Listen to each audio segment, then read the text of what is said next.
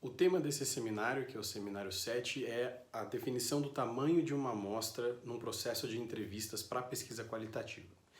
Esse tema a gente vai pensar a partir de 5 textos que foram sugeridos. O primeiro deles é, na verdade, o capítulo de um livro super clássico sobre métodos de pesquisa para ciências sociais. O outro é uma revisão de literatura que abordou justamente esse problema de pesquisa sobre pesquisa qualitativa. Em terceiro, uma coleção de reflexões de vários pesquisadores que ou se depararam com esse problema ou são sempre perguntados sobre esse problema pelos seus orientandos ou colegas. Depois um paper de um autor que aborda esse tema muito a partir da experiência acadêmico-profissional dele como autor e como editor de periódicos.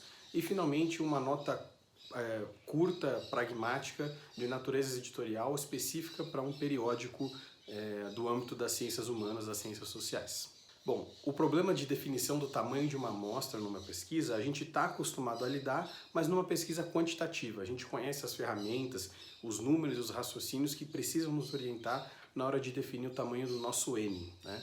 Mas acontece que numa pesquisa qualitativa, de maneira geral, e nas entrevistas em especial, esse problema também surge, ele também acontece. Só que ele se apresenta de um jeito diferente, com respostas e premissas diferentes, e exigindo que a gente faça perguntas diferentes também para definir o tamanho da nossa amostra. É que diferente da amostra para uma pesquisa quantitativa, o poder explicativo da amostra numa pesquisa qualitativa não precisa vir necessariamente da capacidade de generalização dos resultados que você obtém analisando aquela amostra, mas sim muitas vezes da capacidade de capturar devidamente a amplitude daquele fenômeno que está sendo estudado. Por isso mesmo, num processo de coleta de dados por meio de entrevistas para pesquisa qualitativa, a definição do tamanho da amostra não precisa necessariamente estar associada a um cálculo da probabilidade sobre a sua representatividade. O que isso quer dizer? Que o que deve guiar a definição do tamanho da amostra para a gente nesse momento é muito mais o que a pergunta de pesquisa exige do método. Então, por exemplo, tem um dos autores que a gente vai ler, que é o Bryman, que ele faz uma diferenciação entre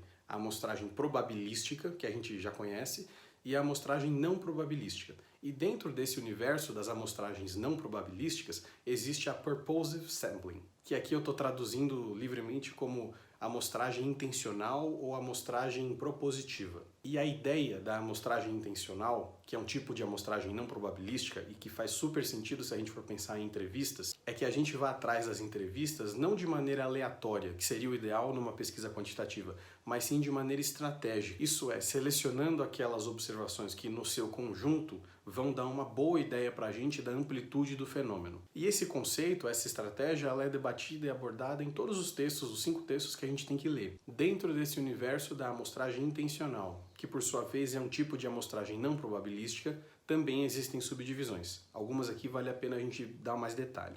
A amostragem intencional teórica, por exemplo, é aquela que vai sendo coletada à medida que a teoria que a gente está usando aponta para a gente os caminhos. Não é uma reflexão que acontece em um momento prévio, único da pesquisa, mas ela é contínua. Ela vai se desenvolvendo ao longo da coleta das observações mesmo, aqui no caso das entrevistas. A amostragem intencional do tipo bola de neve, por sua vez, ela começa com um grupo pequeno de pessoas entrevistadas e ela vai se expandindo na medida em que essas observações, essas pessoas que estão sendo entrevistadas, vão dando para a gente indicações de outras pessoas ou outras fontes, mas fundamentalmente outras entrevistas que vão nos ajudar a dar mais detalhe para esse fenômeno que a gente está estudando. Por isso que ela vai aumentando como uma bola de neve. E aqui surge um conceito muito importante para a pesquisa qualitativa, para o nosso caso das entrevistas, que não existe, não faz muito sentido se a gente pensar em termos de pesquisa quantitativa, mas é uma ferramenta fundamental para a qualitativa, que é a ideia de saturação de dados ou a saturação teórica. O que isso significa? O conceito é explicado em todos os textos que a gente tem que ler, mas eu achei a explicação do Clive Body particularmente mais fácil de entender mesmo. A saturação dos dados é um momento na sua pesquisa a partir do qual a coleta de novas observações ou de novas entrevistas, no nosso caso,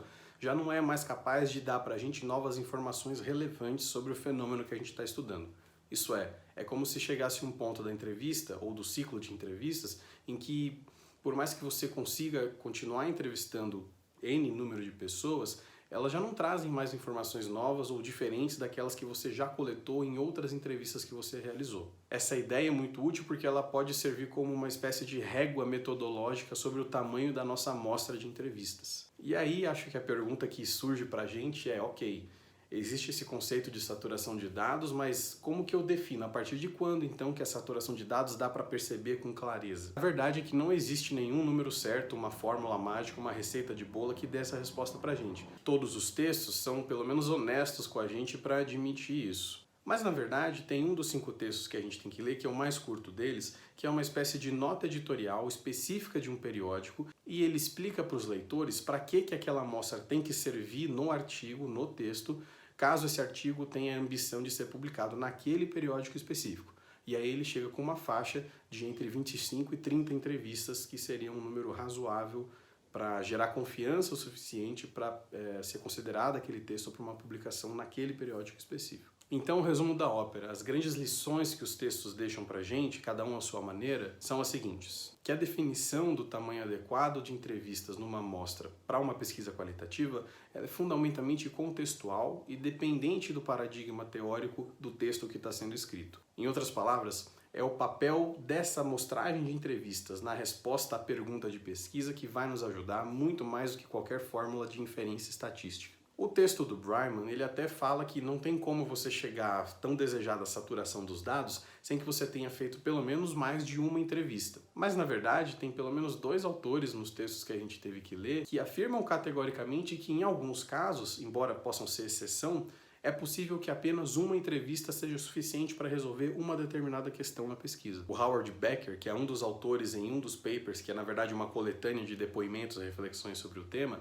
ele nos dá o exemplo de que caso uma pesquisa queira simplesmente provar a existência de um fenômeno de uma determinada maneira naquele universo todo, ora, basta uma entrevista que relate e comprove a existência, a ocorrência daquele fenômeno, que a questão está resolvida. Em segundo lugar, o conceito de saturação teórica é a melhor ferramenta metodológica de que a gente dispõe numa pesquisa qualitativa para determinar um número a partir do qual a amostra já não precisa mais aumentar de tamanho, porque nenhum aumento que venha acontecer vai ser capaz de trazer novas informações relevantes para o fenômeno que a gente está analisando. E para concluir, a ideia então é que a amostra não seja nem tão pequena a ponto de nos deixar desconfortáveis sobre se chegamos ou não à saturação dos dados, nem tão grande que vai inviabilizar um estudo de caso aprofundado de cada observação coletada no processo de entrevistas. Se você está atrás da explicação conceitualmente mais forte sobre esse problema da amostragem num processo de entrevistas, eu recomendo o capítulo 18 do livro do Bryman. Se você está atrás de uma explicação sucinta, didática e precisa do problema da saturação de dados,